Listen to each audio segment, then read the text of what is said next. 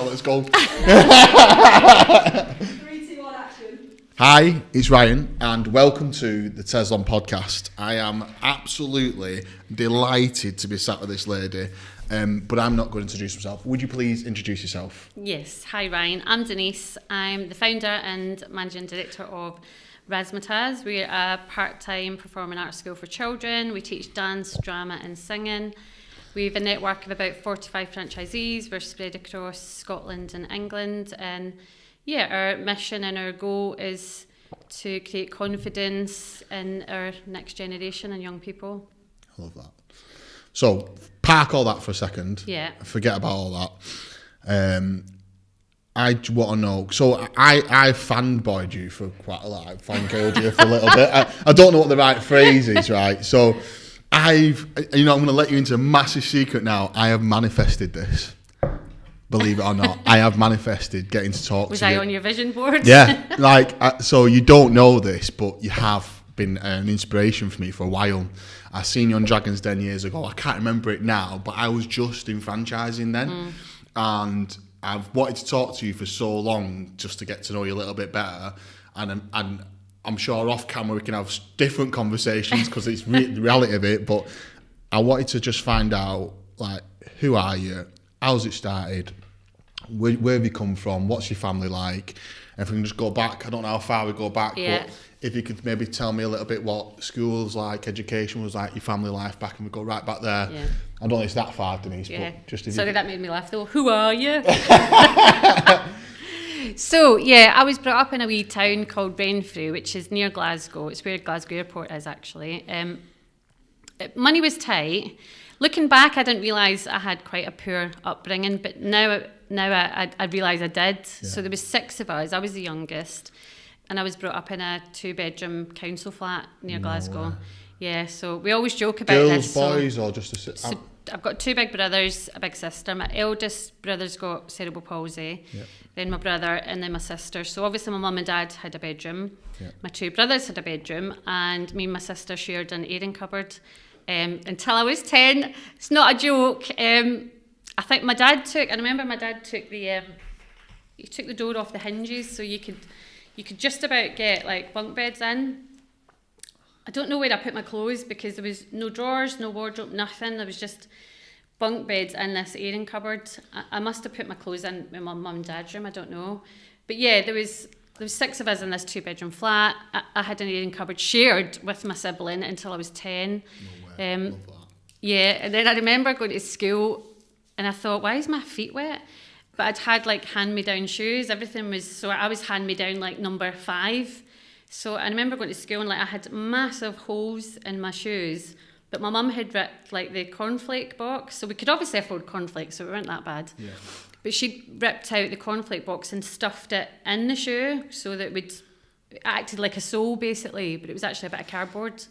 Going to school. Was it a happy life though? Was you happy? Yeah, Even though like it was 6 of you in a 2-bedroom flat. Yeah, I don't look back and think, oh my God, I had a terrible upbringing. Yeah. I do remember my mum and dad did fight, and the fights were always about money because money was tight. Yeah. My dad had his own business, like he was a butcher.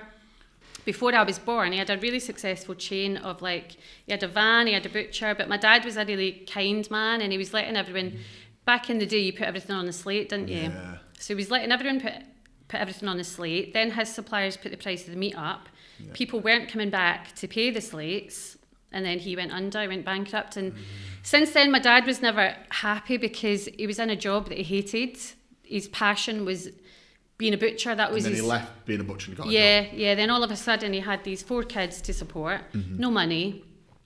So that was like, my dad suffered from depression actually. So, and that I believe that's why, because he lost his passion and he was forced into a job because he had 4 kids and it was survival. That's all it was. Right, so this is a thing that I talk about quite a bit. I'm gonna go right off a tangent here straight away, but purpose, losing your purpose a little bit. Yeah. I feel like there's a lot to be said about getting depression or getting down or having down spells when you don't have a purpose to a certain degree, or lose what was your purpose and therefore do something else, and you're just drilled into something that doesn't set your light on fire anymore. 100%, and that's what happened. I feel like I know my dad better now that he's not here, which is weird. Because looking back, that's exactly what happened. My dad's purpose in life was taken from him. That was his passion. He used to always look at butcher shops, and I'd be like, what are you looking at? And he was just like, he just loved butchering. That was his passion. And then, like I say, I think all of a sudden he obviously had these 4 kids. Yeah. So he had no choice but to get a job that he hated just to put food on the table. So they did fight sometimes, and it was definitely... Admirable your dad though, that in it, to just go and do it because he had to, I like that. Yeah, 100%. Yeah. But it was any fights was about money, and obviously my eldest brother's got cerebral palsy, so that came with a lot of challenges as well, and I think, that came with a lot of shame, because 60 years ago, like, it was almost embarrassing to have a child with a disability. Yeah. So he went to mainstream school, which he probably shouldn't have, and he had no support at all. The schools that wouldn't have been suitable for him anyway, any other school they wouldn't get, so... Probably not. And then I was a bit of an accident. I think I came along when my mum was 41, which back then was actually quite unusual to be a mum at 41. So I think I was a bit of an accident. And then, like I say, like, they had 4 kids. So going to school was a bit difficult. I did feel a bit like a square peg in a round hole, is that what they say? I never felt like I fitted at school. And I think maybe that was other kids looking at me, and because, like, I went to free school dinners, right, and I was mortified because they brought packed lunches in. So all my pals went to packed lunches, but because my mum and dad didn't want me to go to packed lunches, because obviously that would mean them buying sandwiches, buying drinks. So all my pals went to packed lunches, and I was the only one stood in the queue at free dinners. So that immediately made me different, because I was the kid that went to free school dinners. And then you got your brother as well on top of that, and so they had a lot of their own challenges, and I think you don't respect your parents until you're a parent yourself. Me and my mum talk about it. It's that adult relationship, and then when it gets into the adult world and you actually have like a comment, then you start really understanding what it's like. And I think also when you become a parent yourself, I think that also you realise, fucking hell, it's hard this, like, I didn't realise how hard it is, and I sort of understand. And then the real conversations that I have with my mum since have made me realise, fucking hell, life is very tough being a parent and bringing totally yourself. So much more respect for my parents now. Yeah, me too. Which is a shame, because they're both, like, not here now, but it is what it is. You don't sort of, I think you take a long time to learn, don't you? I think I don't know, maybe I don't know if I'm right saying this, but I think as a parent you kind of protect your children a little bit, don't you, from the real world as they're growing up, because you want them to have that magic for as long as possible, like Father Christmas or like the Easter Bunny, or you don't want them to know that there's fucking electric bills just gone tripled and I know the mortgage rate's going up and there's a war going. You don't want them to know all that. You just want them to enjoy going to school with their mates, going to dance and drama. They want them to enjoy it, because at some point there's going to be a point, and hopefully it takes as long as possible for that magic to disappear. Yeah, 100%. So that I think you go into, but that's my theory on it. But also I think I talked to Kay about this the other day, about life not being a Disney trying to not make it too unrealistic at the same time, that there isn't Prince Charming at the end of the street, and life isn't always that craving, trying to give him a bit of resilience as well at the same time. I know, because I always say to my husband, when did life get this serious? Like, I used to just go to the gym and that was it, but like, once you become a parent, and like both my kids have had their health challenges, like, and then running a business and just running a home, running a house, existing. It's just like crazy. So, left school, great grades, not great grades, can't remember, won't bother. No, do you know, I did all right at school because I had a big fear of failure. Like, I hated getting into trouble at school, and I hated failure of any description. So I did really study. I got my head, I wouldn't call myself naturally clever, but I got my head in the books, and I studied and studied and studied. Okay. So I got good grades, and I could have went to uni, but I think my mum and dad were from that generation. I remember getting my grades, and I got like an A for higher English, which is the Scottish system. I think you call it A-levels, don't you? Yeah. I got A's for pretty much everything. And I remember showing my mum and dad, and I think they went, all right, put the kettle on. And so I was a bit like, right, I'll put it away and I'll put the kettle on. So there was no real aspirations to go to uni or go to college. So I probably did feel a bit lost. I thought, what do I do now? But by then I did want to dance. I knew that I wanted to dance, but I remember and you started dancing, have you? Yeah. I'd started a bit later because obviously my mum and dad had no money. Yeah. But when I was about 11, because I was an accident. Wait a minute, is that later? Is 11 later? In dance it is. Is it? Yeah. But because my siblings were all starting to grow up and they were putting what we call dig money in. Yeah. You remember that programme Bread? Yeah. Where they all put their dig money in the pot. Yeah. So I think my mum and dad had a wee bit extra money so they could scrape enough for me to get to dance lessons. So I had started dance by then, but I remember the careers advisor saying to me, what do you want to do? And I said, I want to dance. And she was like, she laughed at me and she went, no, but what do you really want to do?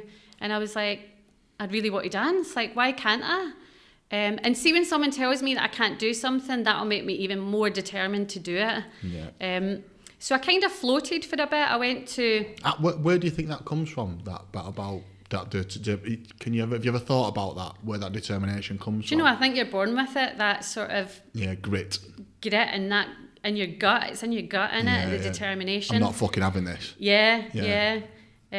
So I was like, I am going to dance. Who are you telling me that I can't dance? And somebody told me I was good at it, so I must be good at it. Yeah. And it was just my passion. I had found my passion. That's what, and I didn't know how. I didn't know how I was going to get there, but I knew that I wanted to get there, and I was certainly going to try anyway.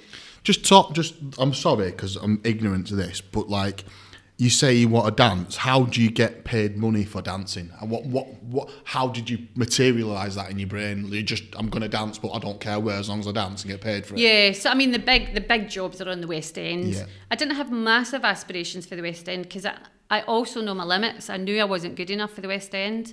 But you can dance on cruise ships, summer seasons. There's actually loads of jobs out there for performers. Yeah. Some of my friends only had their eyes set on the West End, which I think is a bit short-sighted, because if you don't get that, then most of them ended up being waitresses in cafes because they were just waiting on the West End. Yeah, and you're also going to be upset as well if you don't get it as well. Yeah, it's constant rejection. Yeah. Whereas I was happy. My first job was at Butlins. Oh my God.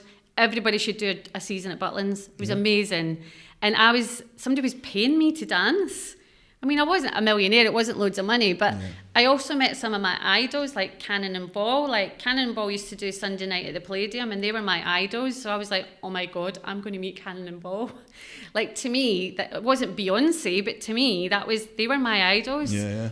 And the fact that I was getting paid to do something I love, I just thought it was insane, to be honest. I was just living my absolute best life. Yeah. So this is this when you left school? Did you go to Butlins, or did you do something? What happened? No, I was kind of lost for a bit. I left school. I knew I didn't want to go to uni because I was like, studying for another 5 years, not a chance. So I did a business course at college, but I get bored really quickly. I've not got a very long attention span, so I dropped out of that. Then I actually worked in a whiskey company in Scotland for 3 years. I was the office junior, so I was making like tea and coffee for the whole office. But I remember sitting one day and I thought, I feel like a bird in a cage. That was the only way to describe it. Yeah. Like, I felt trapped, and I thought there's got to be more to life than this. There just has to be. And that whiskey company moved from Paisley to Glasgow, actually, and they offered me redundancy, and I thought, this is it, I need to go. And everyone was like, because they do pay you quite well, that whiskey company, but I was like, I don't care, and I need to go. If I don't go now, I'm never going to go. Yeah. I also got a job on an airline because I wanted to be an air stewardess. I actually wanted to be a pilot, but I knew I wasn't clever enough to be a pilot. So then I thought, right, I'll be an air stewardess. But I ended up not doing that as well. So I was really floating. I was kind of lost. I didn't really know what I wanted to do. Trying to find that purpose and stuff. I think because you knew you wanted to do dance, but you hadn't done it. So. Yeah. And then I actually got a scholarship for one of the biggest performing arts in the country down in Essex. Wow.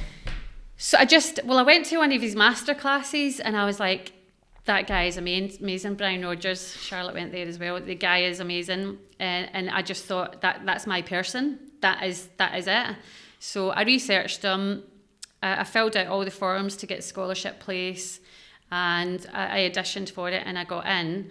But when I went down there, I totally forgot about, you've now got to pay rent, you've now got to feed yourself. And my mum and dad didn't have any money to send me, monthly money to keep me going. So unfortunately I dropped out of that as well. But then I got the stage newspaper and I thought, right, I'm just going to go to every audition there is. And I used to get the overnight bus from Glasgow to London because it was the cheapest way to get there. So I think it was like a tenner or something. So you'd get on the bus at Glasgow at midnight. You would arrive in London at 7 a.m. You would go to Pineapple. Normally, you would do like a pirouette and they'd be looking at their desk and they would just go, next. So I'd be back on the bus back to Glasgow. But I just kept doing that because I thought somebody's going to say yes at some point. Wait a minute. So you were travelling to London doing that from Glasgow every day? On the overnight bus and going straight to the audition. So how old were you doing when you were doing this? It's probably about 19, I think, when I was doing that. So 19, Mum and Dad hadn't got any money. They didn't even know I was going, I don't think. Literally? Well, in saying that, I was an adult by 19 anyway. But yeah, I scraped up enough money to get the overnight bus down. So what were you doing for a job then? I've lost track now as well. I think I was still at the Whisky Company mine, so I was doing these auditions at the weekends.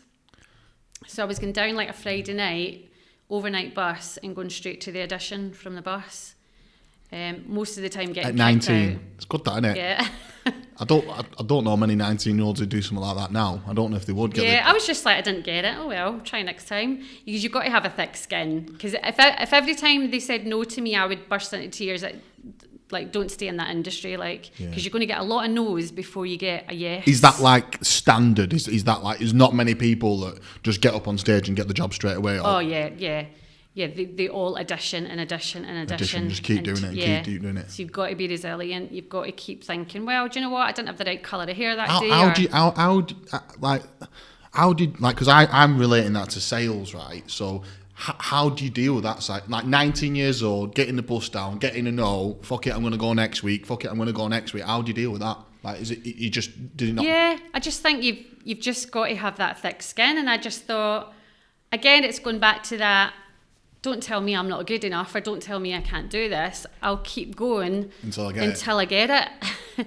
And you've just got to keep going back and back and back. Because like I say, maybe I didn't have the right, maybe they were after brunettes that day and I've got blonde hair. That's how I would sort of pacify it to myself, that I just didn't have the right colour of hair that day.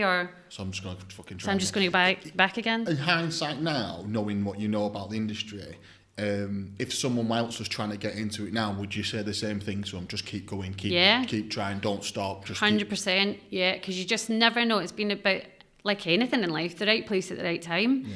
And they might, it might take them 10 times before they actually think, do you know what, she's right for that role. She wasn't right for that role, but she's right for this role. So would you go into the same place? Are you trying to get to the same theatre school or whatever to try and get onto this stage to do it? Is that what sometimes, because sometimes it's just not your time, it's not your moment.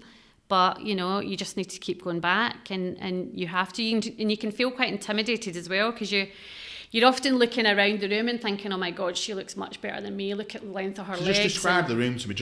I'm trying to get my head into it. So like, you've got a theatre, there's loads of people sat round. So it's normally a big studio, and it's normally a bit like Britain's Got Talent. I suppose you've got the panel of judges. So they're there, there's a panel, and they'll teach you a routine. They'll get you to do it in a big group, but then they'll pull you forward and sometimes ask you to do like a double pirouette on each side. Fucking hell. So it's very much spotlight on you, and if you could fall, that one pirouette could be an unlucky pirouette, and then they're like, no, next, and that's it. Fuck, it's mad that, isn't it? Like, think of the resilience that you built up at 19 years old, going, I'm going to go down, I'm booking that train, no one really supporting me. I couldn't afford the train, it was a bus. Getting the bus. Train was expensive. Down, doing an audition, getting told no, fucking I'm going to come back and do another week, and then doing it again. There must be, I don't know anything about the sector or the industry, so there must be loads of people like that all the time, just keep banging the door, keep going, building that resilience piece. Mad that, isn't it? Yeah, but do you know what? See, when you get that yes, it's worth it. Yeah. and if you get the yes and you do get onto it, is that you sort of plain sailing because you've done one? A little bit, yeah. It led me, I wasn't West End, and some people are like Butlins, but Butlins was brilliant. Like, it's such a good company to work for. And from there, I went from my first professional pantomime, because by then I was in the network. People were looking at you, word of mouth, you were sharing, there's an audition next week, why don't you go? Is that so then people know you've done a show, so she's legit, we've seen her, right, okay, we can count upon her. We can, she must be all right, because they've employed her type thing. So I went then to like professional pantomimes, tours. I did a world cruise, which was amazing. I was training to do, because I was a gymnast as well. So right, so you're zipping through, guys. So you get this job at Butlins. Is that from the auditions? Is that right? Yeah. So how long did you work there for? So it tends to be like a 6-month summer season. Right, and then so you're 20, done the 6 months. Which leads nicely onto pantomime. Right. Because you're coming up to the winter season. So, and then you have a conversation with someone who else is going to do it, and they say, come along with me, and you go and do the pantomime. Yeah. Well, you've got to audition again. You don't just get it, but you've got to audition again. So you've got to go and do audition again. You've got to do the audition every time. Yeah. Fucking hell. And then, so then you go to Butlins, you get the job there, and then what happens after Butlins? After pantomime, what happens then? Then I did like short stints doing UK tours, Italy. I did a world cruise. So again, that was an audition. So tell me about that. How did you get on a world cruise ship? So again, it was just, I think somebody said, again, there's an audition next week, why don't you go? And because I'm a gymnast, so I could do flips and tricks, sometimes that caught their eye. So I got the job for that. And then we went to Surrey. We rehearsed for 5 weeks down in Surrey, and they were brutal. They were like from 8 in the morning till 10 at night. So just give me the picture. So you're 19, 20, 21 at this stage doing this type of stuff. Living in London or living back in Glasgow or travelling, or what are you doing? I think by then I was living in... I don't think I actually had a base, if I'm being honest. I think my mum and dad's was still my base, but I was, because the contracts were 6 months, 3 months, you kind of hopping about wherever you were. Staying in mates' houses and just renting. Sofa surfing. Just doing whatever. Just doing whatever, yeah. And then I was based in Cumbria for a bit when I moved down to do the cruise ship. Right. But they put us up in a house in Surrey for 5 weeks, and we rehearsed in Surrey for 5 weeks before we onboarded the ship. Wow. For 6 months. Okay, so cruise ship, how old do you reckon you are, then? I was 24 when I went on the ship. So mums, dads, brothers, do you keep in touch with them, talking to them the whole time, just seeing what they're up to, or is it what's happening? My family, yeah. Do you know, but obviously back then I didn't really have, like, I think I had a mobile when I was 21. It was one of those bricks that you pull the aerial up. So there was no like FaceTime, texting, social media. Yeah. So yeah, I didn't phone home as much. I remember phoning home once, and my dad went, "Oh, you've remembered who we are?" And I was like, "Shit!"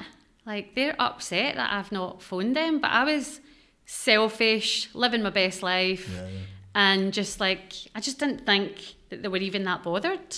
Yeah. But actually, they were really upset that I hadn't kept in touch with them that much. Did you get back more in touch then at that point, or was it? No.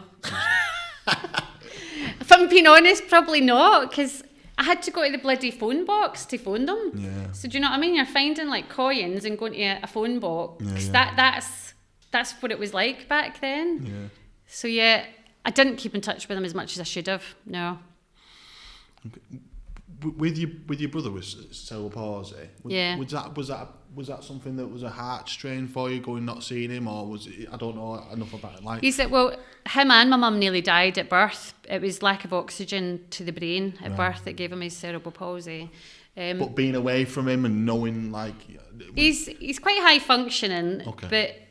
Because he was like 20 years older than me, I wasn't that close to him, if you know what I mean. He was out working when I was at primary school. Oh yeah, I forgot about the age bracket. So there was quite a big gap. Yeah, right, yeah. But I knew that my mum and dad were looking after him. Like he's never lived independently until now, because both my parents are away. But he'd never lived independently. He was always with my mum and dad. So I knew that he was okay, because my mum and dad were always with him 24/7. Okay, so cruise ship finishes. You do your 6 months on the cruise ship. What happens next? What's next? I did the Millennium Dome, which is obviously now the O2 Arena. Yeah. I was trained to do trapeze there, because I'm a gymnast. Well, I was a gymnast, so I was doing trapeze there. But I didn't make the show for the Queen because I got injured before it. We were all getting injured because it was crazy. Then I went back to Centre Park. Well, it was Oasis. That's why I'm in Cumbria. That's why I ended up moving to Cumbria, because we got kind of headhunted from Butlins. The entertainments manager there got headhunted, and he brought us all down to Cumbria. and I never went home. But when I was in Cumbria, I was doing the cruise ship, coming back, doing the Millennium Dome, coming back. So that was kind of my base, I suppose, Did you ever at go that home? point. Home to Renfrew, not much. No. You were done then, weren't you? You were just off, weren't you? Off on your journey. Yeah, I was just, like I said, quite selfish. Like, I was so career-driven, absolutely loving what I was doing. Really, But you'd found your purpose, hadn't you? So Yeah. you were just cracking on, weren't you? yeah. You got out of that shit job you didn't want and then just went off and went on a tangent from there. Yeah, So I got out of that bird in a cage. I'd Yeah. escaped from that cage. You were just floating around doing whatever you could Yeah, to yeah. So you're in Cumbria doing the Centre Parks thing. You've done your cruise ships. You're doing your shows. What's next? Well, then I was 26 and I thought it's a bit like a footballer's career. You start, believe it or not, feeling old at 26. Do you really? Yeah. What age? What age would you say? If someone wanted to get into dance, what would you say they have to get in at dance at? You have to, from a young age. Yeah. I mean, from a young age, you would get away with it up to sort of 10. Yeah. But then going to college at probably 17 would be sensible. Yeah. So that you're out and you're actually working in the profession by 19. Because at 26, I mean, Peter, one of my students, is 33 and he's still going, but he can feel it now because it's obviously brutal on your body. Yeah, long hours in it. What's like a normal shift like, and what's? Well, they do 2 shows a day, which it sounds like 2 shows a day. How is that hard? But it's full on. Like the way they're using their bodies or their vocals is full on. Can you remember any parts where you like didn't cope, or is it something you don't? No, I loved it. Just crack on with it. Yeah, no, I loved waking up feeling sore. Like that's just the best feeling ever. Is everyone like that? Is everyone just? I think so. Just because yeah. the creatives are getting the opportunity, they're just getting the opportunity to do it, so that they don't care. Oh yeah, I never went to work thinking, ugh, another show. Like you just buzz from it, and especially if you are getting pushed and you wake up and you're aching all over, like that's the best feeling ever. Like when you don't ache, then you've not worked hard enough. So yeah. But at 26, I could see all these younger dancers at 18 coming through the ranks. Plus, I was ambitious, but I knew I wasn't that bothered about the West End. I did a show at the London Palladium. I did cruise ships, the Millennium Dome. So it was, do you know what I mean? It was like tick, tick, tick, tick, tick. Mm-hmm. Kind of done everything I want to do. What do I do next? Yeah, I was going to say, do you start thinking at that? I guess what do people who get to a certain age start doing? Do they just leave and go and do something rubbish, or what do they do? Yeah, which is a shame. Like some of them do maybe get, no disrespect, but like a normal job and not a creative job. Yeah, not a creative job, and they kind of lose that passion. Whereas I knew I wanted to stay in the industry somehow, but I didn't really know how. I didn't really know what I was going to do because I never wanted to dance school, funnily enough, because there's a lot of exams and red tape comes with dance schools, and I wanted my school to be much more relaxed and fun and creative. Why is it, just tell me about the red tape. What do you mean by it? Dance schools can be like there's a lot of exams, and I don't really believe in exams for kids. Whether that's right or wrong, that's just my opinion. I think kids should be kids. They've got enough pressure in their life. They should be allowed to grow at their own pace and, be creative. Just because they fail a maths exam, then, they're going to fail at life. That's rubbish. That's nonsense. And I just felt there was too many exams in a dance school, and I didn't want it to be like that. I wanted it to be more for everyone, not just because you're good at dance, just because you want to dance, just because it's creative and it's allowing you to be someone else. Yeah. I like that. So, what happened? What did you do? What did you do when you were 26? Yeah, I had nearly got into Starlight Express on the West End because I could do tricks and flips, but I couldn't really sing or do drama because I hadn't really had that training. And before at Butlins, like the dancers danced, the singers sung, like we all had our own department, if you like. Yeah. But it was changing. It was becoming like what we call a triple threat in our industry. You've got to do all three. Yeah, you don't have to be brilliant at all three, but you have to be able to blag all three, be good at one of them and blag the other two. Yeah. Just take part in the other two and get away with it. Yeah. So that, and also I knew how I was quite shy at school. I had really low self-esteem, and I knew how it literally changed my life.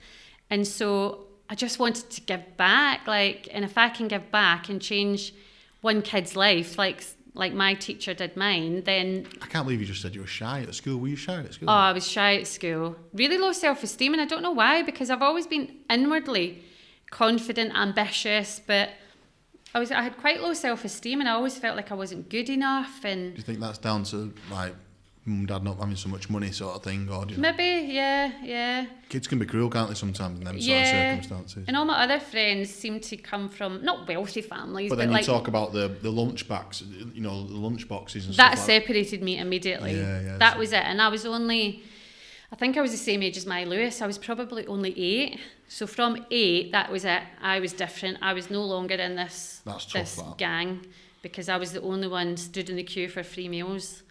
So yeah, maybe. I can help me reflect a little bit. My little boy, Jax, he's 7, and they've sort of diagnosed him with dyslexia, and I'm dyslexic, and loads of people are dyslexic, but you're very conscious, aren't you, of not putting a hat on something, or just letting him feel that, like, it doesn't fucking matter in the adult world, no one cares, and it doesn't really matter, but that pigeonhole sort of thing, and maybe that was a reflection on that a little bit. Yeah, I don't know. I think that's weird, because I got a wee bit bullied at school as well, and I think it did stem from that. Yeah. Immediately I was different, or she's in free meals, she's on free school dinners. Yeah. And that's maybe where it did stem from. But that was sort of the catalyst of wanting to start something, and then I'd seen like a sort of theatre school, and I thought, well, maybe I should look into that and do that, but I thought, I don't know nothing about drama or singing, where do I start? But I thought, sod it, I'm just going to do it. I did a bit of research, and honestly, back then, my marketing literally consisted of a homemade flyer. That was it.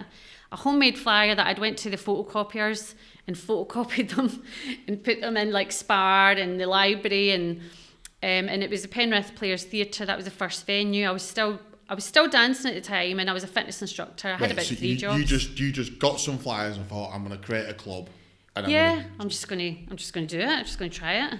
And I did it on a Sunday morning, because that was the only morning I had off, because I had about 3 jobs at the time. So I thought, well, I could squeeze it in a Sunday morning, because I'm not doing anything then. And then from these paper handwritten flyers, I had about 100 kids turn up on the first day. Yeah. Seriously? Yeah. And I roped in a couple of my pals to do the singing and the drama. I was doing the dance. And it was born. That was it. What was it called? Razzamataz. Was it really? Razzamataz from the Why offset. did you call it Razzamataz then? Do you know, actually, funny story, my friend's called Matt, although he'll claim the glory for this now.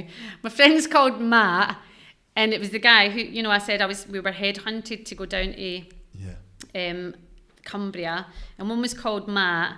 Anyway, he'd put the name together. He called these two of my bosses, actually, Raz and Taz, and then he went, oh, we should call you Razzamataz, because it's actually a word in the dictionary, Razzamataz. Is it? Yeah. And then I don't know, I think that's why I called it Razzamataz. From memory, that's where it came from, a bit of a nickname that I knew was in the dictionary, and it did mean like all things showbiz type thing. Right. And it just stuck. So you just said you had a few jobs, so were they all dance-related jobs and stuff like that? I was fitness, while I was dancing and doing the choreography, I did an Open University course to be a fitness instructor and nutritionist, so I did that like in my own free time, because I was already thinking like, what else am I going to do? I can't do this forever. And I loved fitness. Yeah. So Has it always been a part of your life, fitness, or is it just... Oh yeah, even at school I was in the hockey team, the relay team, the netball team. Absolutely adored sport at school. And I was quite good at sport at school. It was the only thing that I really loved actually at school. Love that. And you I guess to carry on doing your job, you have to be healthy, don't you? So did you train all the way through them years, or did your job just keep you healthy? I was always training, even between shows. If I could have had 3 shows a day, I would go to the gym in between the shows. I obviously was really careful with my nutrition, because you have to be at peak fitness.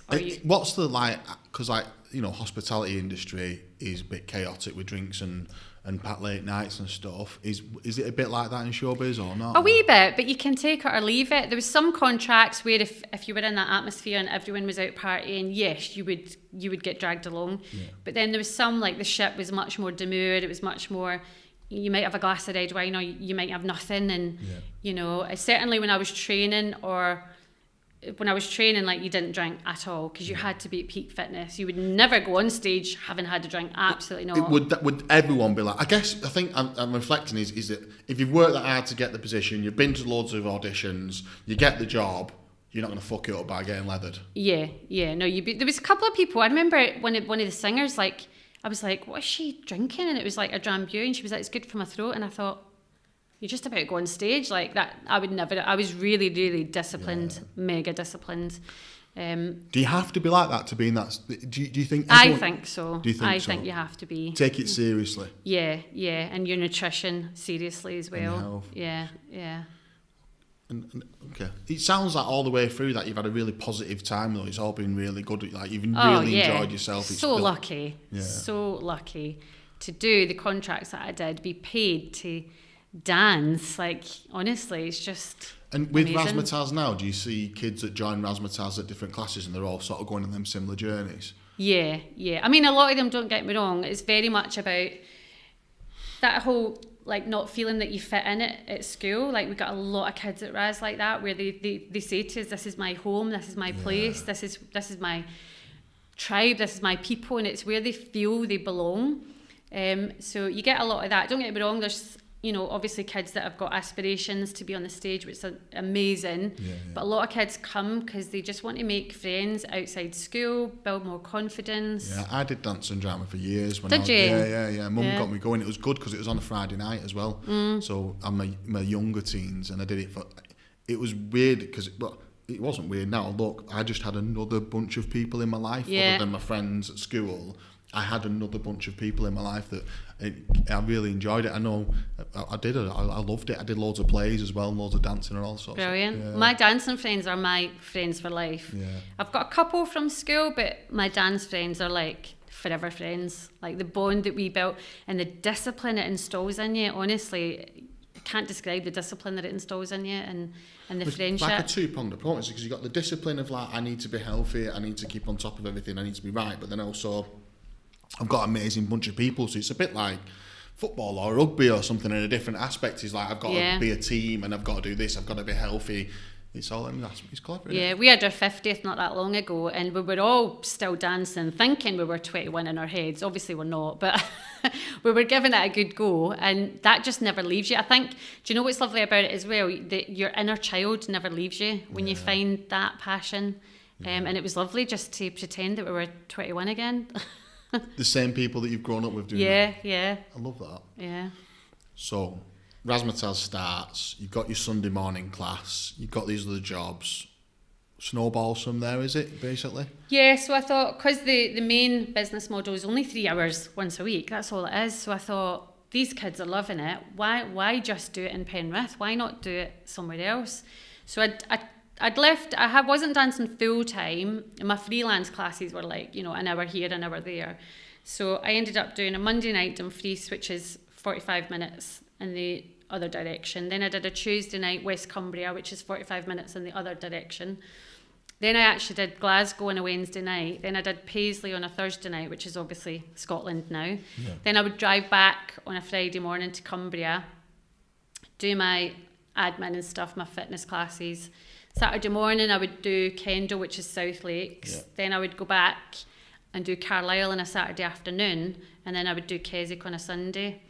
And then I was like, Monday, Tuesday, Wednesday, Thursday, Friday, Saturday, Sunday. Now what do? I've got no more days left. Yeah. And that's kind of where the thought of how do I multiply this. So those classes were full, loads of kids coming. Oh, yeah. You had your pals still helping you out, and Yeah. So you're going to these different locations, doing 3 different classes at each location. Yeah. They were full, and it was just going from there. So like 26 to 30 years old, 35. How long was that going on for? Doing all those classes. Yeah. I think I did that for a good 7 years before I thought about maybe franchising it and how can I grow the business now. Just stop you in the tracks. So boyfriends, girlfriends, partners, what's going on there? I had a boyfriend at the time that I was with at Ayr and Butlins, and we'd all came down as a group together. Yeah. So I was with him at the time, but then I met my husband when I was at Centre Parks. Right. So I'd kind of just started seeing Jason, my husband, as Razzamataz was born, if you like. What's Jason do? Was he Well, he was at Centre Parks doing lifeguarding, actually. Typical lifeguard dancer. And then he moved into like health and safety, so that's what he does. Right. So he's been on the journey from the beginning with me. That's good, yeah. And is he still a lifeguard now? I thought you were going to say, is he still alive now? I've not murdered him yet. He's not. He does health and safety and fire safety. He said, yeah. So that's his job. But he's been on the Razzamataz journey as well for 23 years. Has he dressed up as a bear ever for you? Do you know, I don't think I have got him in Raz Ted, but yeah, there's always a first. I've had him, at the side when you pull the curtains and stuff. I've had him doing stuff like that. Yeah. But he hates being in front of the camera. Like he can't stand any of that. He'll do it like if he's forced, but he's not. Yeah. He doesn't really particularly like it. So has he been a good backbone for you as you grow in the business? Amazing. Honestly, I could not have done it without my husband, and you need that stability and rock at home, don't you? Because like both my kids have had quite a lot of health conditions, and we've got no family in Cumbria because he's from Sheffield, I'm from Glasgow, so we've never had any support at all. So without him as that sort of backbone in the house, I could definitely not have grown the business. Okay, can we delve a little bit more into this? Is that all right with you? He's 26, Razzamataz has going, a few years been going on for now, met Jason, ditched the other guy. He got dumped. And married, kids, what happened? How did that happen? What happened there? So we were 27 when we met, and Jason was like all for getting married and having kids straight away. I was like, whoa, you've met the wrong person then. I'm too young to get married and have kids. Because I was still like totally like driven to sort of grow the business. It's never left you, has it? All the way from the day dot, all the way through this like handmade leaflets, making it happen, jibbing round to different areas across the northwest. At no point has this ever left you. No. It's just, I can see it within you. It's like your core belief, isn't it? Like, I'm not fucking giving up. I'm going to carry on. Yeah, 100%. It was just like my vision of it's still there now, like, innit? It's just not, it's not still there. Just it's in your blood, isn't it? Yeah, it's still as raw as it was 20 years ago. Yeah, totally. So we sort of got together. He was doing his thing anyway. He was doing a lot of health and safety training and try to, better himself in his career. Has he got his own business as well, or does he work for someone else? No, he works for Born Leisure, which is quite a big holiday firm industry. So he works for them. He's worked for them for a long time, actually. And he does a wee bit of work. He does a wee bit with Razzamataz. He does our health and safety and all our risk assessments and stuff like that. Great. But I was obviously busy growing the business. He was doing his own thing. We didn't actually get married until we were 32. Right. And then we had our first child at 34. Right. So, which was about right timing for me, because I was not for having kids too young. I feel like you were on a journey, weren't you, though? You were trying to get something cracked, weren't you? So that sort of goes by the by sometimes. And, I kind of get why you've done that, because you needed to get to where you need to get. You didn't know what you wanted to get to, but when you got there, I think I think subconsciously, I knew that I wanted to be secure before having kids, because like, I seen my mum and dad struggle, and like I always joke that I wanted a job where I could afford cheese. Because like my mum and dad never had cheese in the house because we couldn't afford it. So you like cheese? I'm obsessed with cheese. But the irony is I've now got a tolerance to lactose. But it was when I have to squeeze. It's a good saying though. Salvation Army were giving away cheese this day, right? And my mum was mortified because my mum was a really proud lady, like really proud. But so they were giving away cheese to underprivileged families, which my mum was like, we're not underprivileged. But I was like, but it's cheese, mum. So I snuck away to the Salvation Army. And I went in, and I'm not kidding, they gave me this block of cheese. And I walked home with this block of cheese. Like you would have thought it was a gold bullion bar. And I was just like, oh my God, we've got cheese. I can't believe we've got cheese. So anyway, I think subconsciously, I thought I want to be stable before I have children, so that there's always cheese in my fridge. Well, it definitely, isn't it? There's no subconscious about it. You definitely didn't want to put yourself in the same situation you were in when you were a kid. Yeah. You didn't want to put your kids in an airing cupboard. I know. Like, and the fights, like my mum and dad did love each other, but the fights was definitely about money. And you didn't want that. Yeah, I don't want that. Yeah. I would rather have not got married and not have kids than replicate that. I wanted to break the cycle, I guess. Yeah. Okay, so then married, have your first child. What's his name? Callum. Yeah. And did you say he's faced some health challenges or? Yeah, well, Lewis more so. So Callum's 15, Lewis is 8. Everything was fine until Lewis was 2. I was actually at my Razzamataz conference actually, and Jason was like, you need to get to hospital now. The scariest thing is he was misdiagnosed. So he has type 1 diabetes, and he got that when he was 2, and it's quite a serious illness, and it's a lifelong illness. But I took him to the doctor and I said, I think my son's got diabetes, and the doctor went, don't be silly, a diabetes child looks unwell, your child looks absolutely fine. Why did you think that? I've known nothing about diabetes. So he was drinking, like you would give him a beaker of water, he would down it and ask for another one. He was still in nappies. The nappies were literally hanging off him by the morning. So at first we thought, well, it's just a growth spurt, like he's thirsty, nothing wrong with that. Mm-hmm. And then you become Dr. Google, don't you? You start Googling it, and diabetes kept popping up. And then we were like, he was also an IVF baby, because I've had 3 miscarriages and I've had IVF and ICSI twice. So he was an IVF baby, and then it was linked. You were Googling it, and IVF is linked with diabetes as well. Okay. So I actually went to the doctor, and I think all he had to do was a finger prick. So he sent me away, and I thought, oh my God, thank God, paranoid parent, there's nothing wrong with him. And I felt a bit stupid. And then a week later, basically his body was shutting down. He was going into DKA, which is diabetic ketoacidosis, which basically you can die quite quickly from that. Fucking hell. And your body gives off this fume because your blood's becoming acidic. Right. All your organs are starting to shut down. I can't smell it, but thankfully Jason can smell it, and he was like, something not right. I don't believe that, doctor. I'm going to take him back for a second opinion. And thank God he did, because he was a blue light ambulance to Carlisle, and quite a lot of kids die from diabetes because exactly that, they're misdiagnosed. Wow. And they think it's just a virus or it's a tummy bug, but it's a really serious illness, and without insulin you die quite quickly, to be honest. So he got hooked up with his insulin and everything, and you just dumped all this information and then sent home, and you're just like, I didn't leave the house for about 6 months because he was a baby. We didn't have any equipment, so we had no sensors, no cannulas, no pumps. Your blood sugar can drop like that. So the long-term effects of diabetes is that you can lose your eyesight, lose limbs, kidney dialysis. Wow. The short-term effects is if you go into hypo and you don't catch it, you'll go into a diabetic coma and you just won't wake up. There's something in diabetes, particularly with kids, it's called DIB, and it's just dead in bed. They just don't wake up because they've went into a hypo in the middle of the night and you don't know. So he was only 2, so he was a baby. No wonder you stayed in the house for 6 months. I didn't leave the house for 6 months. So we were taking it in turns. We would finger prick every hour. So Jason would get up at midnight, then I would get up at 1 a.m, he would do 2 a.m, I would do 3 a.m, and every hour the alarm was going off and finger pricking, no, he's all right or he's not all right. And we couldn't find a hypo treatment, so we had to sit him up and force feed him biscuits in the middle of the night if he was having a hypo, because he wouldn't eat sweets, he wouldn't drink Coke. Why? Just didn't like it?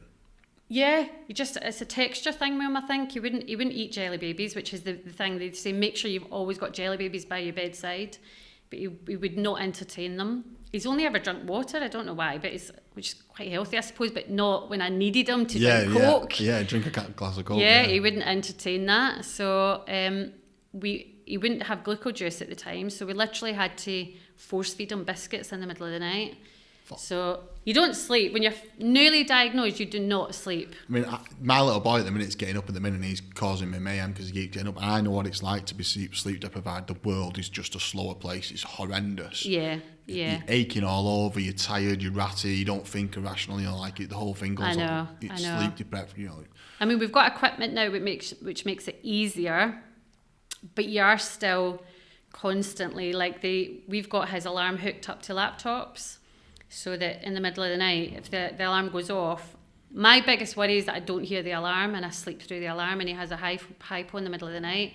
So we've got the alarms all like on laptops on full volume, because our bedroom can be like a hospital sometimes. It's bleeping and alarming, and then you've got we dream feed them. So like, you know, if you've got to give your kids Calpol, we give him glucose juice through a syringe, and he's kind of sleeping, but you can just take it that way, and it works quite quickly. But then you're sitting there, you've got to look, which actually happened last night. You've got to sit and look at the pump until his blood glucose comes back up, because sometimes for absolutely no reason you can't get it back up. So if he's like 2.5, like that's serious, like he's about to go into a diabetic coma if you don't fix that. So you've just got to sit and wait for that number to go up. So you're constantly looking at this pump, waiting for the number to go up. And how much glucose juice do you give him? But do you know what? It's just part of our routine now. It's part of our life, and you can't dwell on that, because if I did, you know, you would just be miserable. Like, he's a really happy wee boy. He's got a great life. Yeah. Just makes it a wee bit harder. There's just a few more challenges with it. Sounds horrendous to me, but like you say, it's perspective, isn't it? You learn to live with it, and your tenaciousness, you just carry on, don't you, and keep on going. You just go, I can't let this stop me. I'm going to keep on going. But wow, I didn't even know any of that about. We've had people work at Tezlom with diabetes as well, and I didn't know. Mum knows a lot more about it than me. Yeah. But, don't get me wrong, as an adult, obviously, it's never easy, no matter how old you are. I think people really think, oh, you just give a bit of insulin and that's it. It's much more complex than that. But with a baby, bearing in mind he was 2 when he was diagnosed, it's... And you just started Razzamataz, and you're all over the place with that as well at the same time. It's pretty horrific when you're a baby. Then 6 months later, Jason went, I remember I was in the hairdressers, and he went, get to the hospital, and I just thought it was Lewis, because like he was in and out of hospital all the time until you've sort of got your head around what you're doing. And he was like, no, it's Callum this time. And I was like, what? And they didn't know what was wrong with him, but they'd found a big cyst in his spleen, and it had burst. And is this the other son? This is the other son, right, yeah. Okay. Sorry. Right. When I say I'm in hospital, they're like, which one is it? So they'd found this big cyst in his spleen, and it burst. But nothing. How old is he? When did this happen? He was 9. And nothing previous to this? No, he was out playing football, fell, and Jason just thought he'd winded himself. He'd ate too much dinner, and you know. But my Callum's a wee tough nut, like he doesn't cry for nothing. So I thought, no, this is... A bit like his mum. Yeah, he is. He's totally a mini-me. Yeah. So I thought, no, this is not right. And even the doctors were like, don't know what's wrong, but there's something wrong. But basically he was suffering from internal bleeding, so which can also kill you. So he was a blue light ambulance to the RVI in Newcastle. They'd found this big cyst, and... he was on complete bed rest, like, because they didn't want the cyst to move, or they needed the blood, because his internal organs were bleeding, so they needed the bleed to stop. So they contained the bleed, got him on bed rest. He wasn't allowed to even go to the toilet, nothing. And they thought, well, we'll see if the cyst just settles down, but it didn't. It just kept getting bigger and bigger. So they had to open him up, and they took his spleen out. And the surgeon said I needed his spleen in my hand to cut the cyst away. So they cut most of his spleen out plus the cyst. Thankfully it was benign, mind the cyst, but so I've got one kid with no pancreas and one with no spleen. So you've got to laugh, haven't you? Yeah. Because they're both wee troopers, bless them. They're both like totally resilient. Yeah. But yeah, that was a hard year. 2017 was quite a tough year. I was going to say, how did you cope with all that? Just you and your husband just dealing with it between you? Yeah, you just get your head down, and you know, you're a parent, you do anything for your kids, don't you? Yeah. I do remember feeling a bit sad, because you remember, particularly with diabetes, and everyone says this that's got a child with diabetes, you're sort of grieving the child that you had before this illness took over, because you know that life's never going to be really the same again. Yeah. But once you get through that period, like, you're just like, do you know what? It made me even more determined. This kid is going to do everything, and this is not going to stop us. And that's the attitude we've got now. Like, we never went on holiday anywhere for a good few years, but now because we were too scared to take him abroad with that, and insulin and needles, and what if he's rushed to hospital? But now everything's just totally normal. I think you just have to have I don't know how you do it, but I'm thinking about, it's just a mindset, isn't it? I'm not going to let this, again, I'm not going to let this stop me. I'm going to carry on. I've got to do this for my kids. And then also, I guess their attitudes is like that as well, as I'm not going to let this, I'm going to carry on, you know, I'm going to learn about it and fight it and carry on with life. Yeah, 100%. I mean, Callum's had 4 surgeries, bless him, and he's only 15. That's just one of the surgeries that he's had. He's now had 4. What are they for? I mean, a couple of little ones. Well, he had a hernia out when he was 2, then he had his tonsils out when he was 5, then he had his spleen out when he was 9, and now they've cut his knee open and he needed his cartilage pinned to his femur. So, but he's such a determined wee guy, honestly, nothing stops him. Are those 2 in Razzamataz? Do they dance and drama? Or no, Callum did go, and then he was my worst advert ever. He was like, I'm not going to Razzamataz tonight, and I'm like, oh, the parents are listening, shut up. So his passion is football, that's his thing, and I love that. I love that he's passionate about football. Lewis is only 8, so he's at kickboxing, he's at street dance, he's at Raz as well, so I think that possibly will be his passion. He's shown a real interest in that, but Callum's passion is football, and he's totally determined and driven, and I love that. He's only 15. Every wee boy wants to be a footballer, but do you know what? Go for it, son, because why not? There's so many benefits from playing football though as well. Healthy, team, the whole thing. So it could lead to... He'll stay in sport somehow, I think, but it gives you that strong mindset, the discipline. I mean, he's got a 6-pack. He's totally driven with fitness. I believe sometimes that stems from parents. Have you kept your health and fitness and training up? Although I know we've shared WODs and stuff sometimes in the past, and have you kept that up and going all the time? Yeah. The only time I stopped it was when I was having IVF, because I'd had 3 miscarriages. I was terrified about miscarrying again. So that's the only time I stopped it. How did you cope with that? Was that tough time? Was that? Oh, yeah. Because although I was... The first miscarriage, I did not expect it at all. They just come in, because obviously they see it all the time, and they're just very blasé. They just say, I'm really sorry, there's no heartbeat. And you're like, No, scan me again.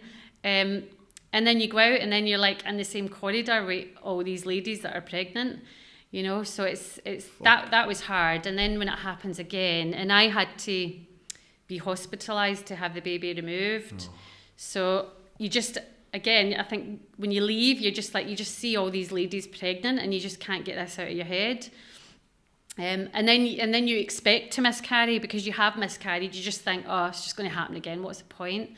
But with Callum, I didn't actually. And funnily enough, I was pregnant on Dragon's Den. Oh, yeah. And I didn't even realise. Because afterwards, I'd had the kids with me, didn't I, and the parents, and I mean, I enjoy a glass of wine, but they got the wine out, and I was like, oh, I don't fancy it, and I thought, well, maybe I'm just knackered, and mentally knackered, and I'm shattered, and then I went home, and I was like, oh my God, I'm pregnant. I love that. I've just got Duncan Bannatyne as a partner, and I'm expecting my first child. Shit. So we missed that, haven't we? Then so. When did you get that investment, and when did that happen then? How did that bit work? Where did that come into it in the end? I was building Raz, and on a Tuesday night, I think it was on Tuesday night, BBC 2 at the time, I was always watching Dragon's Den, and I loved it. Everyone was, weren't they? Yeah, and I had this idea for a game. It was a game for performing arts in schools, after school clubs. So that's actually what I applied with. I didn't apply with Razzamataz. Right, okay. So they got me in, and because I didn't have a prototype ready, they said, well, why, we can see you've got a business, why don't you come on with that? Yeah.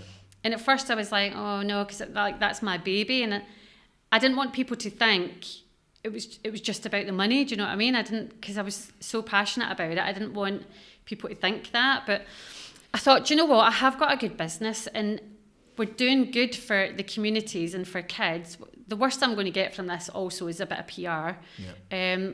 Plus the kids were buzzing about going on. They were absolutely loving it. So is the process pretty simple? Is it just apply and get to chatting and then have a conversation and go on? Is that it? Yeah, I had a screen test in Manchester with just me. And then they were like, right, we want you to film in London about a month later. And we want you to bring I think they said we want you to bring some kids in. So I took in four kids with me. We rehearsed the little Razzamataz jingle. And at the time, it wasn't the lift, it was going up the stairs, and oh my God, I was shaking. I don't know if you've seen the programme, but I was holding my hands like this, and at the end, I'd nearly made my hand bleed because I was digging my nails in so hard. But all the kids were dead excited. I nearly vomited But I thought, I need to pull myself together because they're like loving this and I look like I'm absolutely a rabbit caught in headlights. Did you go in, did you end up going in with Razzamataz for the investment? Did you have franchise in your mind when you did it, or did you just I'd already sold 3 franchises at that point when I went into the Den. Right, so we're missing bits here again, aren't we? It's my fault, this. So, let's park... I told you I go off in tangents. Me too. So, let's park Dragons Den. We'll come back to that in a minute. Yeah. So, you've got Razzamataz going. You've not had a baby. Are you married? Didn't get married till 32. So, no. No, but you don't... So, you weren't married, and why did you start franchising? Who told you about franchising? How did that start? What? Well, I always like keep a wee bit of an eye on what's out there, and obviously Stagecoach was our biggest competition, and I was researching them, and I knew that they had scaled their business through franchising. Right, okay. And I have always thought that every town and city not needs a Razzamataz, but deserves a Razzamataz. Yeah.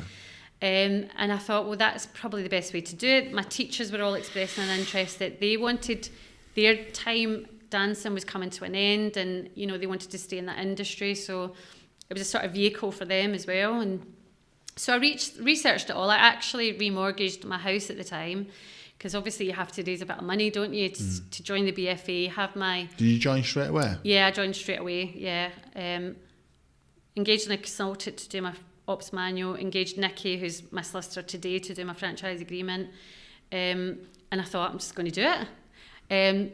And again, a few people said to me, why are you doing that? Like, that's crazy. And I was like, okay, that's crazy, so I'm going to do it. Yeah. Right, why not try it? Yeah. So how did you advertise for your franchise then? I didn't have to. They were my teachers bought. Just wanting to buy them, yeah? Yeah. And like one of them was in Cumbria, but she was moving back to Derby. One was in Glasgow. So it just kind of naturally happened. I didn't have to like try that hard in the beginning. So you got, did you say 3 or 6? I had 3. I owned 8 of my own territories. And then I managed them out, because obviously you've got to prove that the business is profitable without you, and operate them at arm's length before you franchise. So you had 8 of them being done already, and that's how you did it? Okay. Yeah. And then sold 3, and then I appeared on Dragons Den. Right. So you went with that to say, I want some money to get this big and go for it. Yeah, like I say, it was kind of by accident, because I'd actually applied with a game. Yeah. So I was actually going off on because I actually had a beauty and salon and hairdressers at the time as well. So I'd went off on a few different tangents. So this was actually a totally different business idea. I'd actually no intention of going on Dragons Den with Razzamataz. So you had Razzamataz and you opened a beauty salon as well? Yeah, I know. Don't ask me why. To get your nails done for free, I guess. I just thought it was a great idea, and I had it. It was a beauty salon with the hairdressers and sunbeds and stuff, like the whole shebang. Okay, so and I had a few properties as well. Okay, so that's where your husband, you guys got that together for the properties. Yeah. So then you've done your 8 managed offices, managed Razzamatazes. You get your 3 franchises, and then you apply for Dragons Den with your game. But when you do the game, they say, actually, why don't you talk about Razzamataz? Is that how it works? Yeah. So just tell me about how so you go to Manchester, do you casting again, I guess, is it called? Yeah, audition again. You get audition again. Back to the audition room. And you move and go to where's the studio at? In London. In London. Do you know, I can't remember, but it was just some like dingy warehouse. Was it really? Yeah. And it was quite scary. Obviously, I think they want you to feel a bit scared. Yeah. Like the room was really dark. And do you not see them beforehand? No. Is it literally like it is? Yeah. No, you don't. You're in the green room downstairs. And obviously the kids were chatting away. I was sitting like this, thinking, how am I going to stop shaking? What was your pitch? What you wanted to grow the franchise network? Is that your pitch? Yeah. It was franchising Razzamataz. Yeah. Which a couple of them absolutely tore me to shreds. Did they really? Yeah. And then Duncan invested in you. Duncan sat very quiet, and at the end, I must admit, and I'm not just saying this, I did want Duncan to invest, and I thought if anybody's going to invest, it will be him. Because he's Scottish?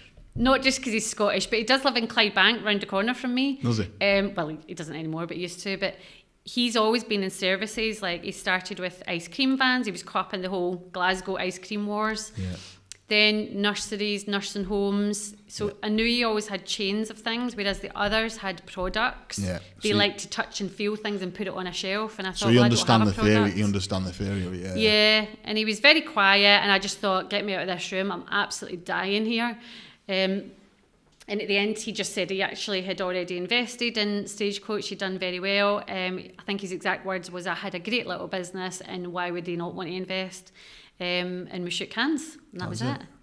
And have you still friends with him or not? Or? Not really now, because I guess he's got so many business interests. Yeah, I was going to say, is it very much like a business relationship? I guess you're friends at the beginning, aren't you? But is it very much like as a transition sort of thing? I remember sending him an email, and I was like, oh my God, I'm emailing Duncan Bannatyne. It felt really scary, because I thought I would email his PA, but no, I was to email him direct.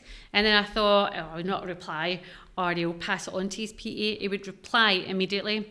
There were often only one line replies, but he would reply all the time. He was very, responsive, reactive, And it did the job. Well, it obviously did the job, didn't it? Getting the investment and working so that... Yeah. I mean, from a PR perspective, you can't buy that kind of PR, can you? It totally catapulted us into the limelight, and that's when we started working with other really big brands. Like TUI was on the phone the next day, we want you to work with us, and... Wow.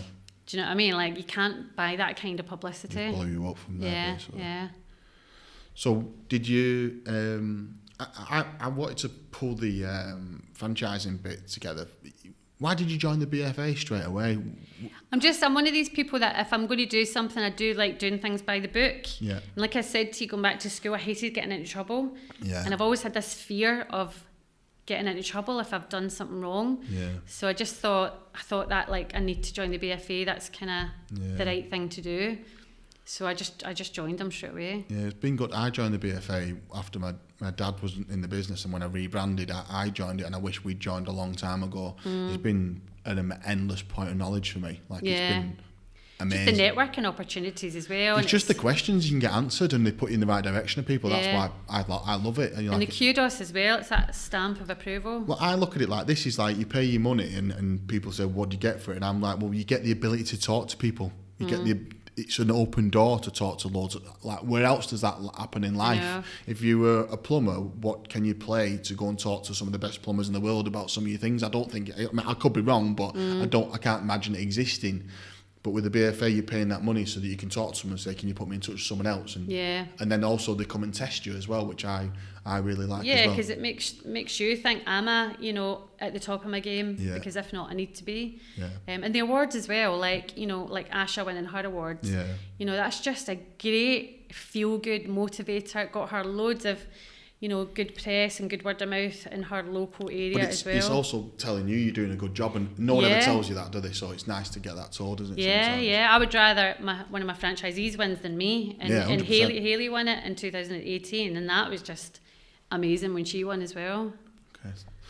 So you joined the BFA, you got your operations manual wrote by someone else, you got your solicitor, and you've done the 3 franchises, you get the investment from Duncan. Just try and break. I know it's probably been a bit busy time, that, won't it? Could you just break down how exactly that happened? You got the money, and then you did a business plan, and people just rang off the back of the TV, and you started selling them from there, or did you advertise, or how did it happen? Yeah, I was advertising at that point, although like I say, we got such a lot of attention after, and we had like 3 follow-ups. They don't do it so much now, but they did like documentaries, didn't they, where they were following you, what you were doing and stuff. So we had quite a lot of publicity. Yeah. But I was doing your usual stuff. I was going to exhibitions. I was doing your magazines. Did you go to the expos, did you? I did a couple of them. Yeah. Magazines, usual stuff. And a lot of people were saying, I remember you from Dragon's Den. Yeah. So it was kind of a lot of natural growth was happening at that point. And I did always want to build slow and steady, because I think, you've got to have the infrastructure in your office. And I was also like having my family for the first time as well. There was only so much I could do on my own. Yeah. And I would never want to take 10 on but not be able to support 10. That wouldn't be fair. But at the same time, try and get the names right. the little lad had just got the is this Lewis. roughly, yeah. Well, Callum was born first. Lewis was a little bit further down the line, but yeah, that set me back a bit. I must admit that was a real sort of setback. Because like I say, I was still working. Like I never ever like stopped working, but I didn't leave the house for 6 months, so you know I wasn't getting out and just battering the phone and emails and just trying to make things happen over the phone and email. Yeah. Mad that, innit? Yeah. When you think about it like that, it's yeah, you look back sometimes and you think, Christ, how did I do that? Like, crumbs. But it's about having a brilliant team around you as well, like people like Charlotte, who's here today. Like, you've got to have that team. What 100%, like, and I know it sounds a bit cushy, doesn't it, sometimes, like, but it feels like an Instagram post, but it's literally the truth. Yeah. It is literally the truth. Like, and you want them to come on and build it with you, and they bring stuff to that you never thought of, and they build it with you, and then you all become part of this, like... Totally. We've got such a lovely team in our office, and they're all spread out, mind. They're all over the country, but it doesn't matter. They're all so invested in the brand, and like... We all say, don't we, cut us in the middle, and they'd say Razzamataz. Yeah, like it's all right me saying that, but they say that as well. Yeah, I think it's a bit like that at Tezlom, to be honest with you. Yeah. So you go from there, and you've grown the franchise network to how many now? There's 46, isn't there? 46 people. And there's like 60 schools, because a lot of them have got double schools. Actually, there's probably about 200 schools, to be honest. They've got loads of different outlets and classes, and like Ash's models, very much early years, and so yeah, there's about 200 different classes and 46 people. Are you very much still hands-on with it? Yeah. I can't not be. Yeah. What do you see your role is? What would you say your role is? Do you still get involved in the dance? You know, see, my role, I feel like I'm the mindset person with franchisees. I reset their mindset sometimes, or coach them on how they're going to grow and strategize. What's your role within?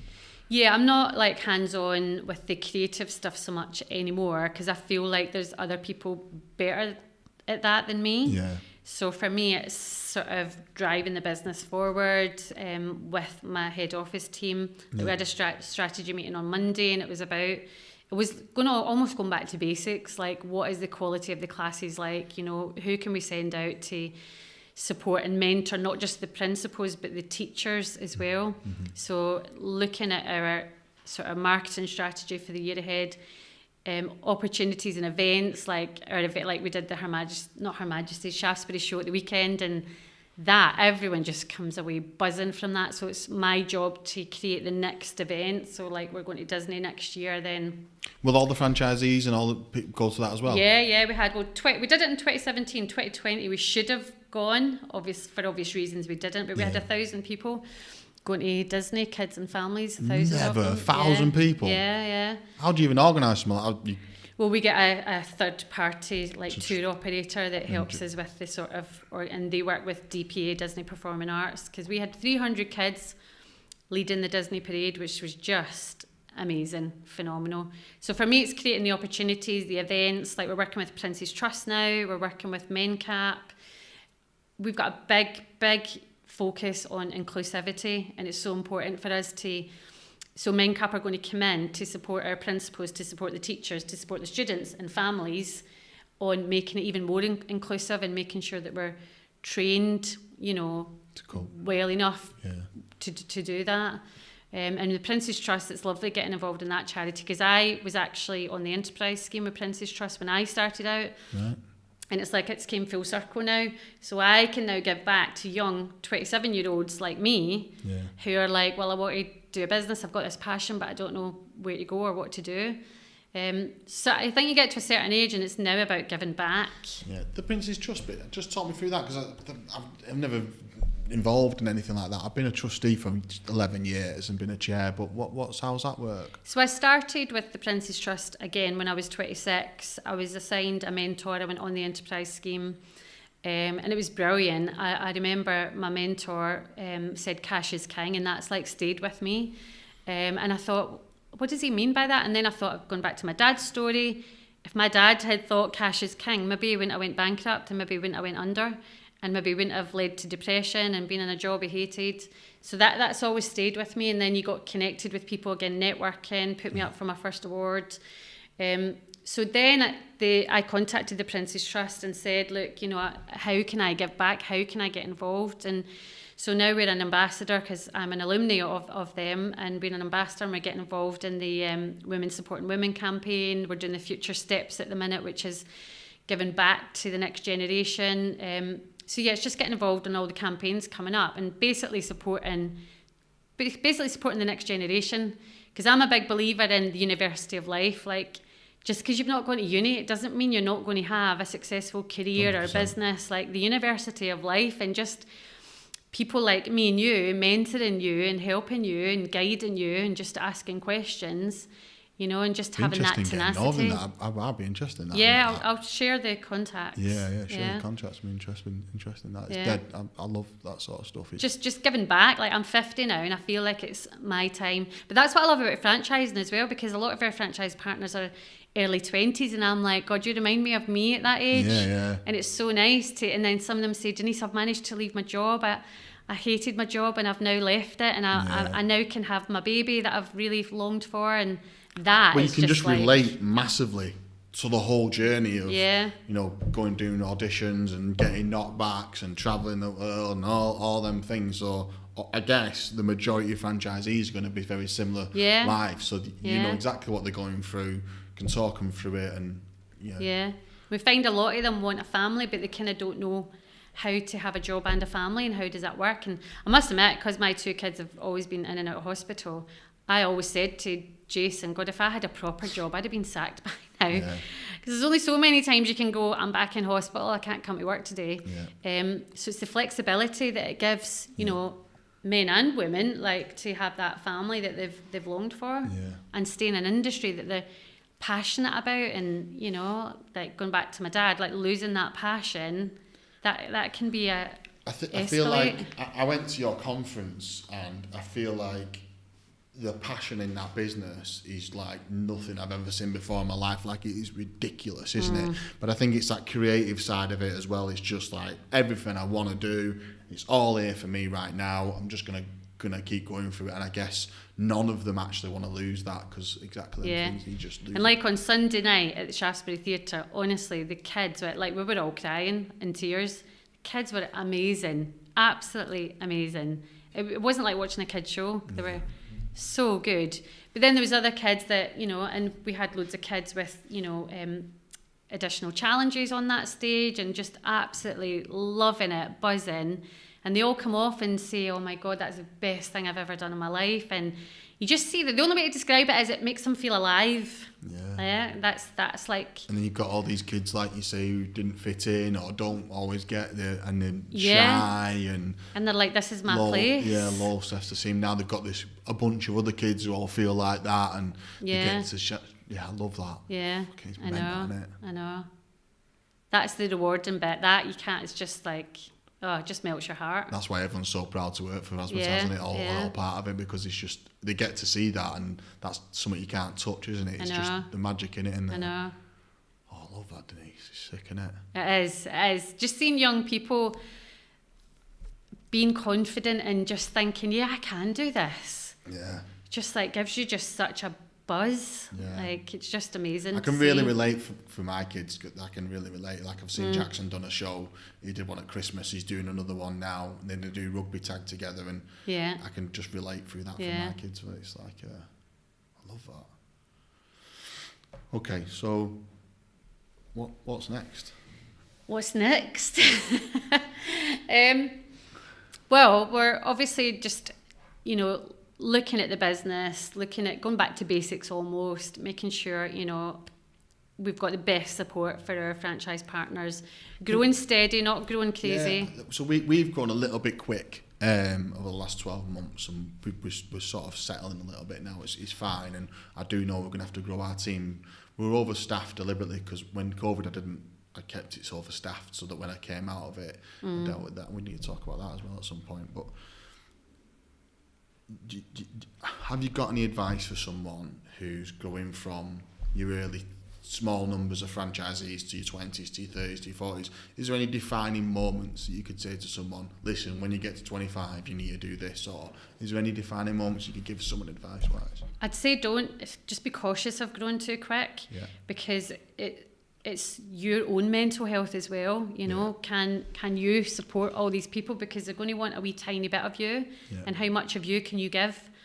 And look at your own team. Like one of the franchisors was saying to me, she didn't know who to bring in. I said, look at your own team. Sometimes the talent is right under your nose, and just look at that talent and grow that talent from within. Grow your own, basically.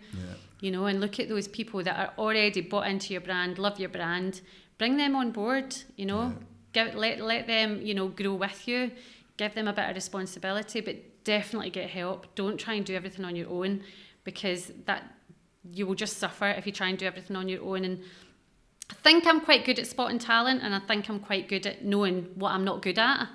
And know what you're not good at. Don't think that you're good at everything, because you're not. You can't possibly be good at everything. And spot that talent and bring them on the journey with you. Like I've got Charlotte here today, I've got Hayley on my journey, I've got Karen, who I danced with at 20 on my first contract. Bring them on that journey with you. And don't try and do everything on your own. And grow at a sensible pace. I think we're going to grow at a more sensible pace this year, but I think it's literally everything.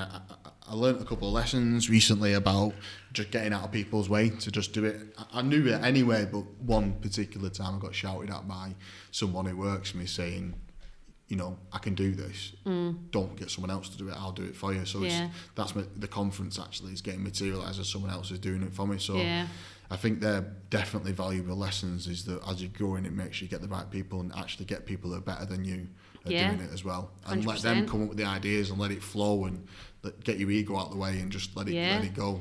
And it is totally. We've got an amazing team, and they've all how many is there at head office then? Or do you call head office? Or it's kind of not. It's because everyone's remote, because we're very much a part-time franchise, so everyone's pretty much remote. So we've probably got about 20 in total, haven't we? But they're all freelance and remote, except Charlotte. And we've got Matty in the office, and Hannah, who's Smart PA actually, so we work with another franchise. But there's probably about 20 of us in total. But a lot of them, the lovely thing is a lot of them have been with me from day one. And well, Charlotte's been with us, 18 years, Charlotte? So they've been on that journey all this time. Karen's been on the journey from the beginning. Hayley's been with us, 13 years? So that shows loyalty as well, I think, and passion and tenacity and drive. And you must have been a mega leader for all that, because they'll just love working for you or working with you. Well, I'd like to think they've not left, because hopefully, you know, they've loved it. And I think that speaks volumes when we've had that core team for such a long time.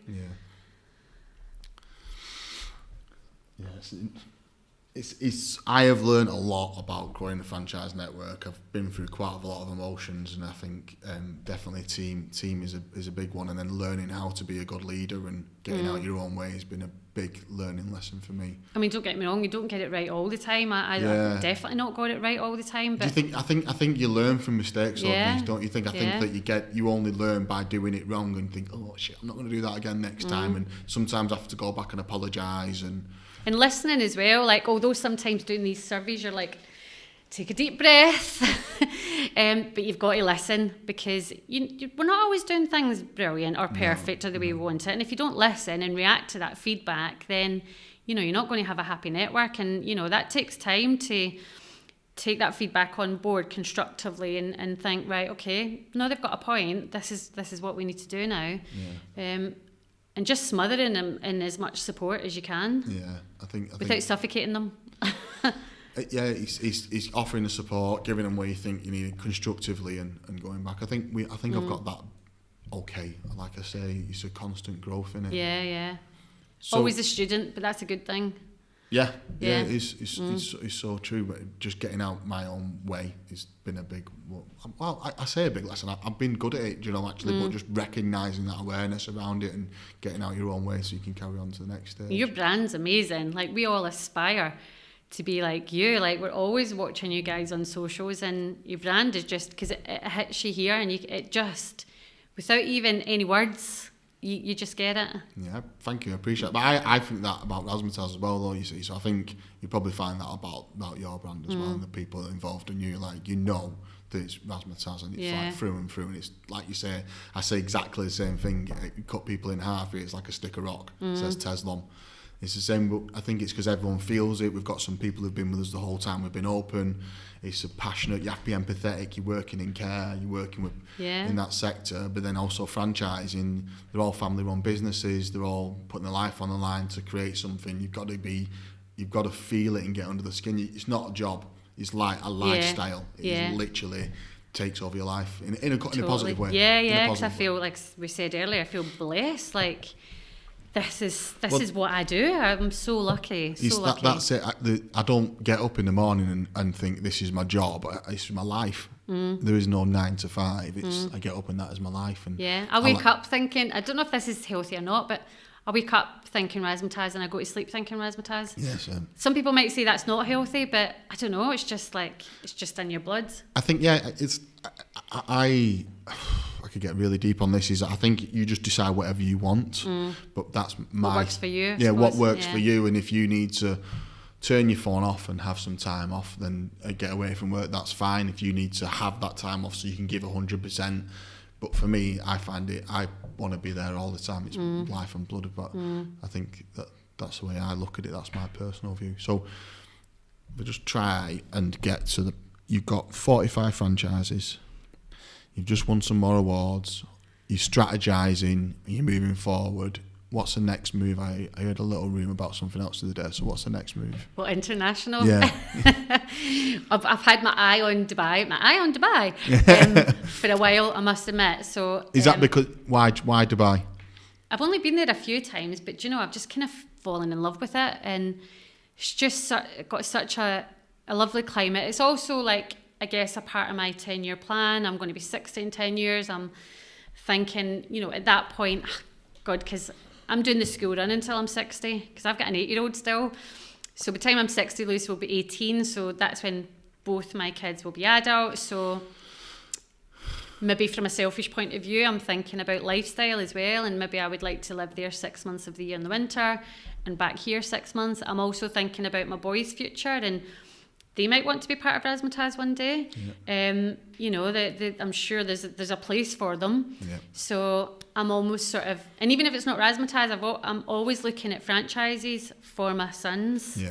I've even thought of yours. They're too young yet, but for yours, for their future, because I totally believe in franchising, not just because I'm a franchisor, but I just believe in franchising so much. So one of the things I was thinking about for my kids is buying them a franchise instead of the first car. Getting them into having their own business instead, because I think they're going to be just, my missus has a hairdressing salon and she's does other things as well. I think that I think I'm going to push them that direction. I don't think either them going to go to uni. If they do and go down the professional route in something like a solicitor or whatever, then that's great. But if they don't, I'm going to definitely push. I think it's the same thing. Yeah, well, I've been looking at football franchises for Callum, because that's his passion. And, why not stay in that industry? You might not be a professional footballer, you might.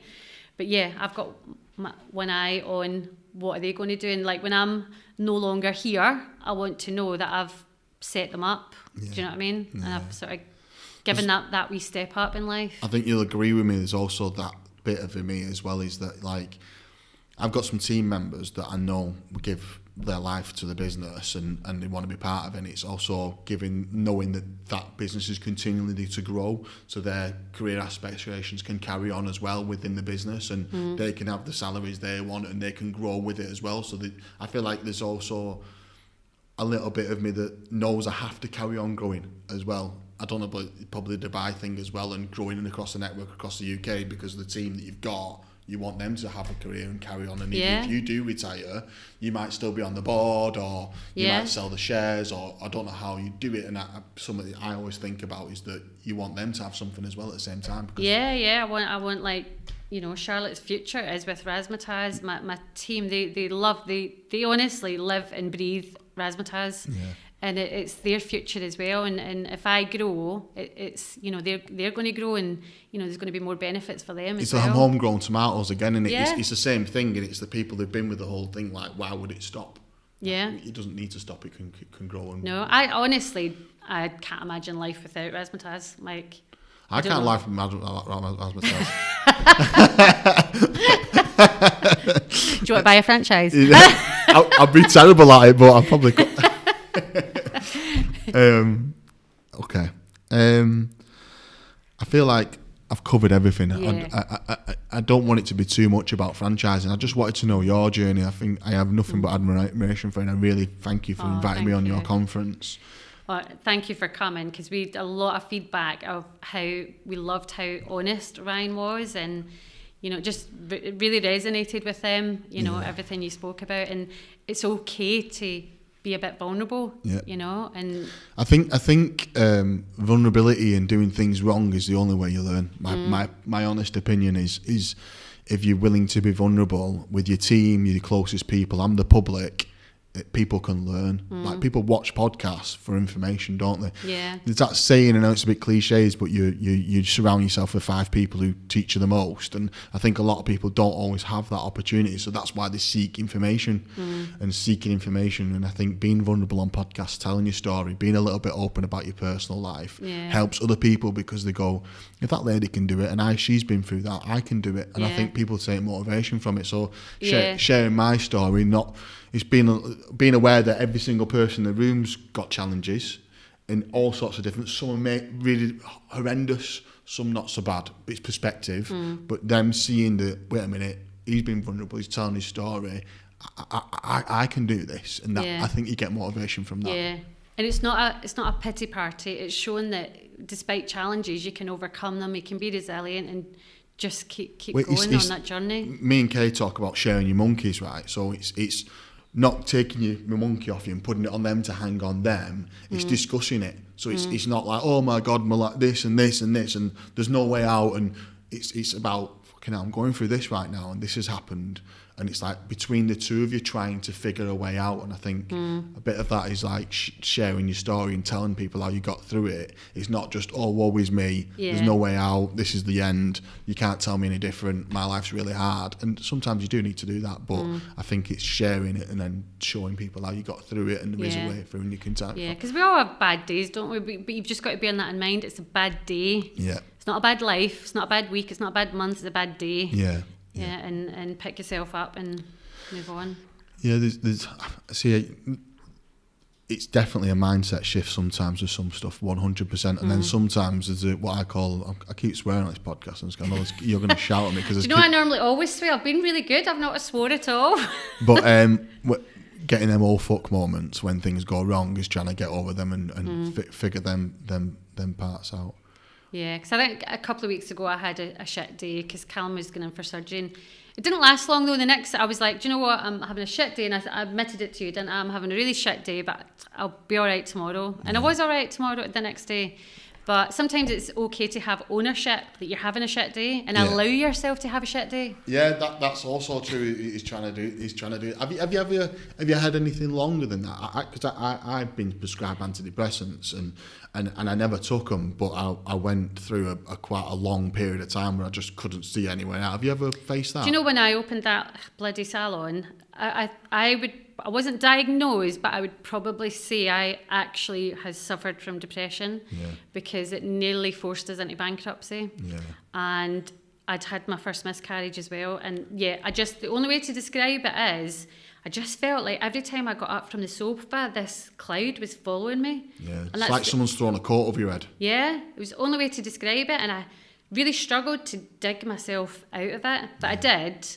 And touch wood, I've never had it. I have bad days, but that was a bad period actually. Yeah. And I probably did need antidepressants, to be honest, but I think I was just too proud, and I'm very much I can deal with it. I don't need help. I don't need anybody. I think sometimes there is something to be said around that, but depression I think is very, very real and very difficult. But at the same time, you are right. Is sometimes I need to remind myself it's just a bad day. You've got to shake it off and crack on. And sometimes there's other things, but like exercise, being healthy, Massive. eating what you don't drink too, like all them ramifications come into play, don't they? Yeah, totally. I think it's a massive part. If I don't go to the gym for a week, like I can feel it setting in. Yeah.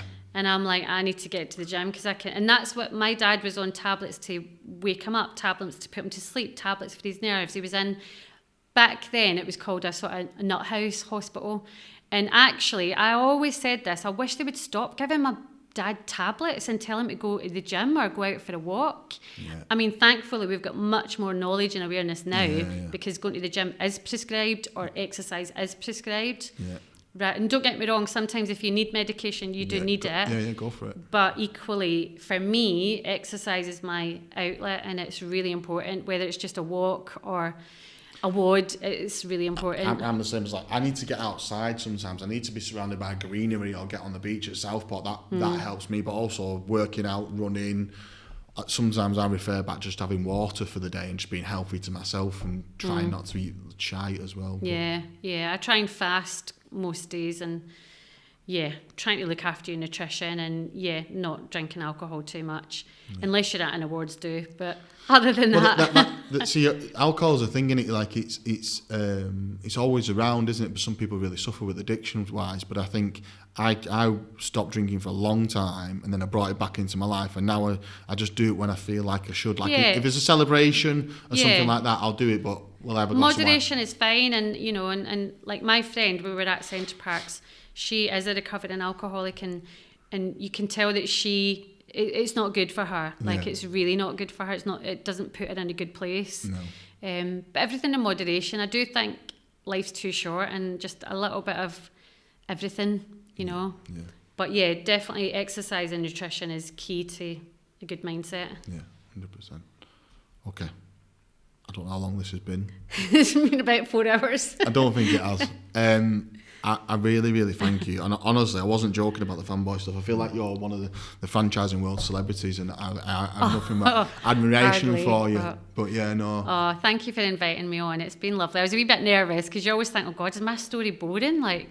But it's just been a nice, comfortable chat. It's not. It's just people pick stuff out of podcasts that you never even think about. Yeah. And I think just raising the profile of franchising per se in the industry in the UK is what this podcast is all about. And you sharing that story might inspire someone else to crack on and create their own franchise. And that's what it's about, isn't it? Yeah, totally. Thank you. And equally, we are big fans of Tezlom. So thank you so much for inviting us today. It's been a real privilege. That's it. Thank you very much. Thanks very much for listening, and that's it. Thanks, Ryan. Thank you.